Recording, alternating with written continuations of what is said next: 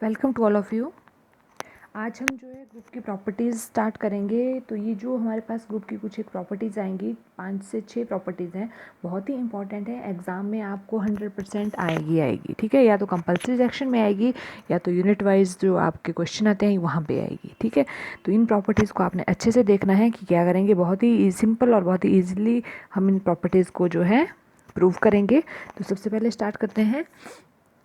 Late G under operation star, ठीक है, be a group under the operation star, then G has the following elementary properties. तो first property है uniqueness of identity element, ठीक है। आपको मैंने paper भी शेयर किए थे जो प्रीवियस ईयर्स के थे, तो वहाँ पे आपने देखा होगा prove that identity of the identity element of the group is unique. वहाँ पे डायरेक्ट ऐसे आएगा, ठीक है।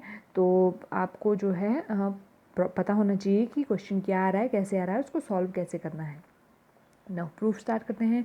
तो आइडेंटिटी एलिमेंट क्या होता है आपका, हम हमेशा ये लेते हैं आइडेंटिटी एलिमेंट, और हमने प्रूफ करना है कि वो जो है यूनिक होता है, ठीक है। एक ही होता है आइडेंटिटी एलिमेंट, चाहे आप अगर एडिशन लेंगे तो अंडर एडिशन एक ही आएगा, अगर आप अंडर मल्टीप्लिकेशन ले रहे हो तब भी आपका आइडेंटिटी एलिमेंट एक ही आता है, ठीक है। ये नहीं कि कहीं पे 2 या 3 आइडेंटिटी एलिमेंट आ रहे हैं, नहीं, ठीक है। तो ये चीज़ हमें प्रूव करनी है। स्टार्ट करते हैं सॉल्यूशन। प्रूफ। अब हमें प्रूव करना है कि जो आइडेंटिटी एलिमेंट होता है यूनिक होता है, तो हम इसके अपोजिट लेके चलेंगे, ठीक है। अपोजिट मीन्स हम मान लेंगे खुद से कि शायद क्या पता वहाँ पे 2 आइडेंटिटी एलिमेंट एग्जिस्ट कर जाएं, ठीक है। तो if possible suppose that E1, E2 भी 2 identity elements of a group. तो हमने जो है E1 और E2 2 आइडेंटिटी एलिमेंट ले लिए, ठीक है। तो क्या ले लेंगे, therefore E1 star E2 is equal to E2। ये कैसे आ रहा है, अगर ये तब आ रहा है जब हम E1 को जो है, since E1 is the identity element, E1 और E2 हमने आइडेंटिटी एलिमेंट माने, तो अगर हम E1 को आइडेंटिटी मान रहे हैं फिलहाल, ठीक है, तो आइडेंटिटी एलिमेंट का क्या होता है कि वो दूसरे एलिमेंट पे जो है कोई इफेक्ट नहीं डालता है, ठीक है। मीन्स जो दूसरा एलिमेंट है वो आपका एज इट इज़ आ जाता है।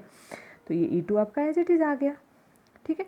E1 का इस आइडेंटिटी एलिमेंट का कोई इफेक्ट नहीं पड़ा। जैसे आप क्या करते थे, A स्टार E करते थे आप, ठीक है, तो इस आइडेंटिटी एलिमेंट का कोई इफेक्ट नहीं पड़ता था, आपके पास क्या आ जाता था, वही एलिमेंट A आ जाता था, ठीक है। वैसा ही हमने यहाँ पे किया कि आइडेंटिटी एलिमेंट इस टाइम हमने अगर E1 एज्यूम किया तो दूसरा एलिमेंट E2 आपका एज इट इज़ आ जाएगा, ठीक है। मार्क दिस इक्वेशन 1, साथ में बता दिया कि E1 जो है आइडेंटिटी एलिमेंट है। ऑल्सो अब हम E2 को जो है आइडेंटिटी एलिमेंट मानेंगे, ठीक है। तो E1 star E2 is equal to, अब अगर E2 आपका आइडेंटिटी एलिमेंट है तो इसका E1 पे कोई इफेक्ट नहीं पड़ेगा, मीन्स E1 आपका एज इट इज़ आ जाएगा, ये देखो, ठीक है। E2 के साथ कोई भी ऑपरेशन लगाएंगे आप E1 की तो E1 एज इट इज़ आ जाएगा, कोई इफेक्ट नहीं पड़ेगा, since E2 is the identity element. इस केस में आपने E2 को आइडेंटिटी एलिमेंट मान लिया, ठीक है। Mark this equation 2। तो ये हमने देखा E star E2 is equal to E, यहाँ पे E2 आ रहा है और यहाँ E स्टार E2 क्या आ रहा है, E1 आ रहा है। ये E2 किस केस में आ रहा है, जब हमने E1 को आइडेंटिटी एलिमेंट माना, और यहाँ पे E1 किस केस में आ रहा है, जब E2 को आइडेंटिटी एलिमेंट माना, ठीक है।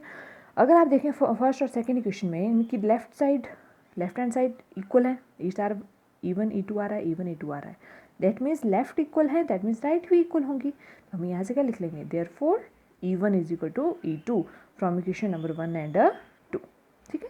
क्योंकि लेफ्ट हैंड साइड इक्वल थी तो मीन्स राइट हैंड साइड भी इक्वल होंगे, therefore E1 is equal to E2। तो अब हमने देखो यहाँ पे देखा कि E1 और E2 हमने 2 आइडेंटिटी एलिमेंट लिए, मीन्स अलग अलग एलिमेंट्स हो सकते थे, लेकिन लास्ट में जाके वो E1 और E2 सेम ही निकले ना, ठीक है। तो क्या कहने का मतलब है कि आइडेंटिटी एलिमेंट जो होगा वो आपका यूनिक ही होगा, चाहे आप 2 ले लो 3 ले लो, लास्ट में देखो वो इक्वली तो आ रहे हैं, that means unique he exist करेगा, कोई भी आइडेंटिटी एलिमेंट होगा, ठीक है। तो थोड़ा सा ध्यान रखना है आपने कि कौन सी प्रॉपर्टी है और इसको कैसे आपने प्रूव करना है।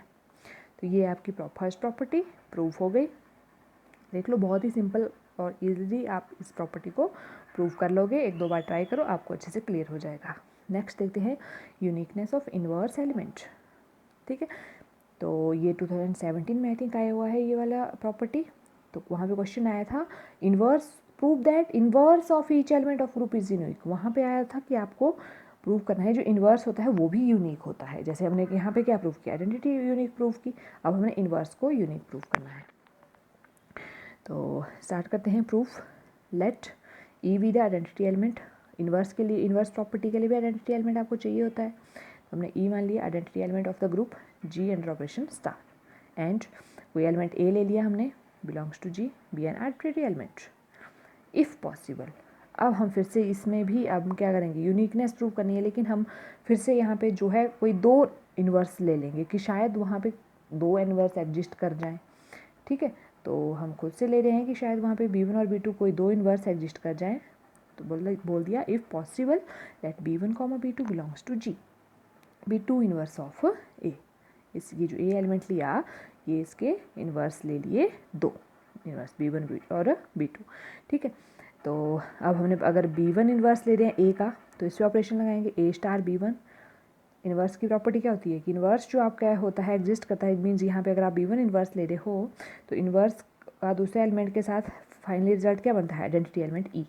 यही आपकी जो इन्वर्स की प्रॉपर्टी होती है। ठीक है, या फिर this is equal to B1 star A, ये आ गया। ठीक है, because B1 is a inverse of A। तो ये हमारे पास इक्वेशन आई जब हमने B1 को इन्वर्स लिया A का। तो A star B1 is equal to E। General आपकी ग्रुप की प्रॉपर्टीज होती हैं वो भी इन्वर्स की यही तो होती है, A star B is equal to E।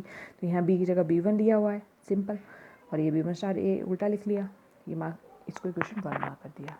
Next, अब B1 की जगह B2 इन्वर्स ले लेंगे, तो A star B2 is equal to क्या आ जाएगा, E is equal to B2 star A, mark this equation 2।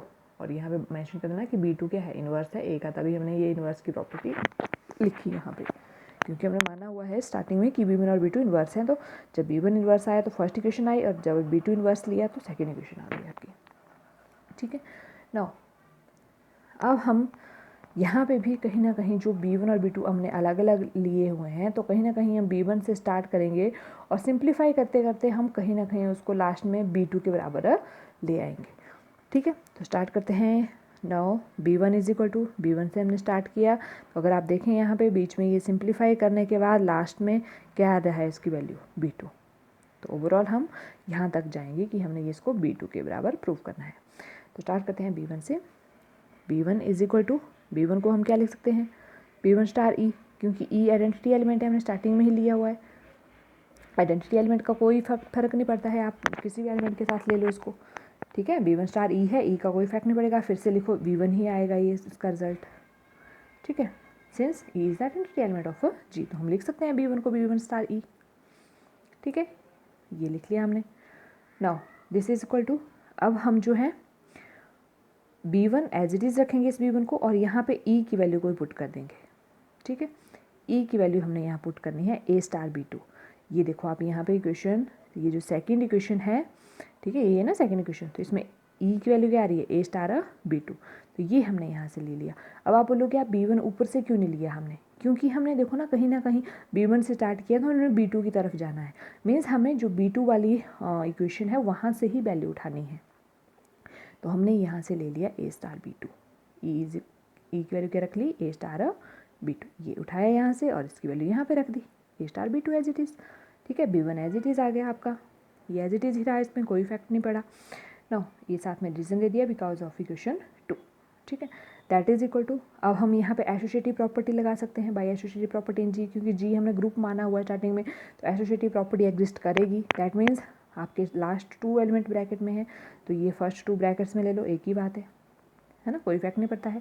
तो ये B1 स्टार A हमने ब्रैकेट में ले लिया और B2 को हमने सेपरेट कर दिया स्टार B2 करके बाय एसोसिएटिविटी, एसोसिएटिव प्रॉपर्टी लगाई ना हमने यहाँ पे। ठीक है, दैट इज इक्वल टू, अब देखें आप B1 स्टार A, ये यहाँ से अब फर्स्ट इक्वेशन की तरफ आओ, देखो B1 स्टार A की वैल्यू क्या है, ये E की बराबर है ये, तो हम यहाँ इसकी वैल्यू क्या रखना है, B1 स्टार A की जगह E, B1 स्टार A की जगह क्या लिख लिया E, और B2 आपका एज इट इज़। ठीक है, तो साथ में रीज़न दे देना यहाँ पे बिकॉज ऑफ इक्वेशन 1, ये इक्वेशन 1 है ना आपकी, यहाँ से तो आपने ये वैल्यू पुट करी। दैट इज इक्वल टू, अब E स्टार B2 लिखा, मीन्स E आइडेंटिटी एलिमेंट है, उसका कोई इफेक्ट नहीं पड़ता है दूसरे पे, तो E स्टार B2 की वैल्यू क्या आ जाएगी ओवरऑल B2। तो आप देख लो यहाँ पे B1 से लेके चले आपकी वैल्यू क्या आ गई B2, तो लिख लेंगे therefore B1 is equal to B2। तो आपने यहाँ पे देख लो अलग अलग इन्वर्स लिए थे, लेकिन लास्ट में जाके वो दोनों इन्वर्स जो है फिर से इक्वल हो गए, मीन्स आपका इन्वर्स भी यूनिक ही एग्जिस्ट करेगा। ठीक है, तो क्या बोल देंगे, hence each element of group has unique inverse. ठीक है, आई थिंक आपको समझ में आ गई होगी कि इन्वर्स की प्रॉपर्टी यूनिक प्रूव करनी है, तब भी हम 2 एलिमेंट लेके चलेंगे। 2 एलिमेंट लिए तो सीधा ही हमने इन्वर्स की जो प्रॉपर्टीज़ हैं वो लगा लेनी है, और फिर B1 से स्टार्ट किया, हम सिंप्लीफाई करते करते B2 पे पहुंच गए। ठीक है, दिमाग में कंसेप्ट होना चाहिए आपको करना क्या है, क्यों कर रहे हो आप, ठीक है। तो यूनिकनेस प्रूव करनी है मीन्स तभी उसके लिए आपको B1 = B2 कहीं ना कहीं प्रूव करना पड़ेगा, ठीक है। तो इसलिए हमने ये किया। वैसे ही ये आपकी आइडेंटिटी की यूनिकनेस थी, ये तो बहुत ही सिंपल है, 2 स्टेप में ही होगी सीधी, ठीक है। तो आपको इन प्रॉपर्टीज़ को अच्छे से समझना है, बाकी प्रॉपर्टीज़ हम नेक्स्ट वीडियो में करते हैं। तो ये 5 से 6 प्रॉपर्टीज़ हैं, इनको अच्छे से पढ़ना है क्योंकि एग्ज़ाम में 100% यहाँ से कोई ना कोई प्रॉपर्टी आएगी ही आएगी, ठीक है। थैंक्स।